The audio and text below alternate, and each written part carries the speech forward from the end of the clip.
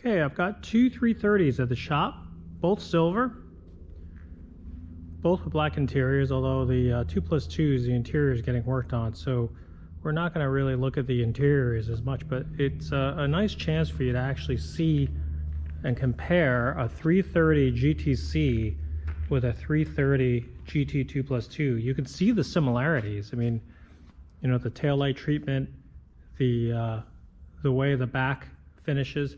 But what's interesting is on the 2+2, it just seems to be a little bit larger. I mean, it's almost like the GTC is 90% scale, and the 2+2 just increased in all the proportions. So on the 2+2, to add the rear seats, everything gets a little bit taller. The trunk area is higher. The rear window extends, and but you can definitely see the Pininfarina used a lot of the design cues and passed them over from one car to the other. You just notice that the rear stance of the GTC is a lot smaller and a lot kind of slim compared to the rear view of the 330, which, because I think it was made for a little bit more usable space. They heightened the rear deck. It's a little bit thicker, so so it had a lot more trunk space. Yeah, you could see where the GTC has, it's a shorter car when you look at how small it is compared to the 2+2. It definitely has a shorter wheelbase. Also, GTC is a much different car. It's a transaxle car, so it's independent rear suspension. It definitely, even though they're built about the same time, the GTC is a pretty modern car. I mean, it went with a transaxle 5-speed transmission in the rear of the car. It's also got independent front and rear suspension. So and different brakes. They have Ate brakes. So the brakes are different than the old Dunlops. The 330 2+2 behind it still has the rear axle, live rear axle. Still has the Dunlop brakes. Still has the kingpin front suspension.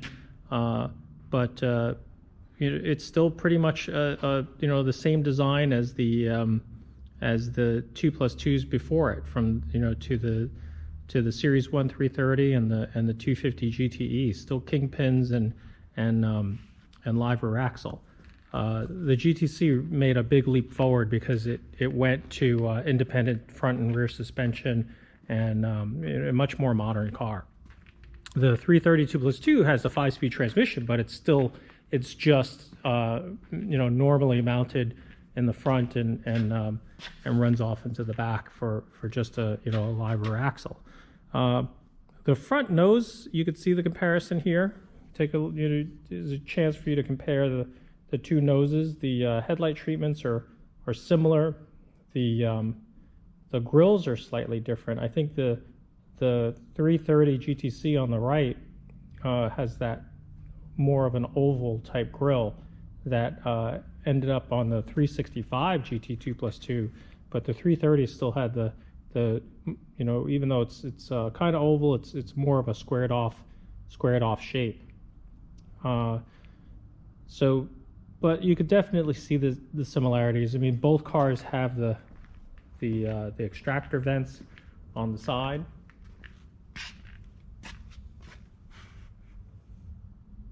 So that's there. Both of these cars have the Campagnolo wheels, which are kind of moving away from the wire wheels of years past.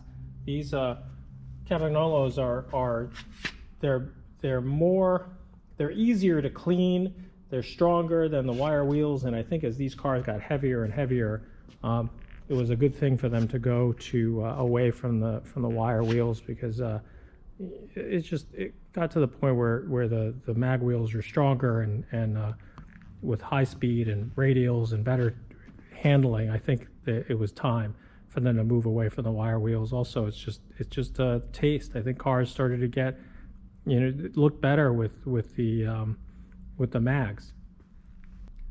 So on the GTC, it's interesting. There's this little design element that shows up with these little circles. So the most distinguishing piece on the GTC is this funny little. It's actually a vent. It vents the cabin air out of that little hole. So it is open to the inside of the car, but it's just a real funny little flare.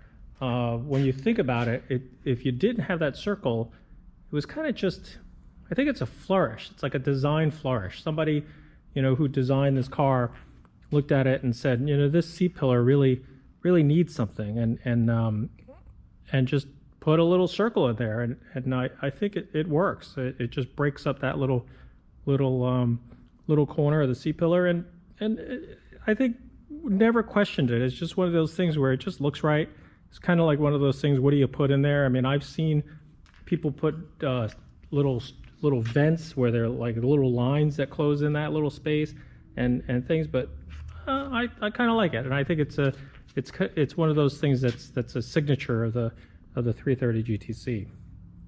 So engine-wise, both of these cars, the reason why they're called 330 GTC and 330 GT2 plus 2 is because they both have the same engine. It's a 3-liter 2-cam engine. So all 330s, the 3-carb 330s that came in the GTCs and the 2 plus 2s, and even for as early as a 330 America, all had the same power output. I mean, they really didn't change much in carburation. If they had the 3-carb setup, they had the same camshafts. They all had the same power output. I don't know if they listed it differently. I have to go look at the original documentation to see whether or not they changed the power outputs on these cars. But from what I understand, when I look at camshafts and carburation, they all kind of put out the same amount of power. I think they did change carburetors on these cars. They had DCZs. They also had DFIs, and both of these cars would depend on early to late which carburetor you ended up with, and but I don't know if they changed the power output significantly with the same camshafts and the same exhaust systems and things like that. I think the power outputs were differences were negligible. But anyway, yeah, just a chance for you to just see 2 cars at the shop, same color, same age, and one's a 2-seater and one's a 2 plus 2. It's a chance for you to look and spot the differences. Thanks for watching.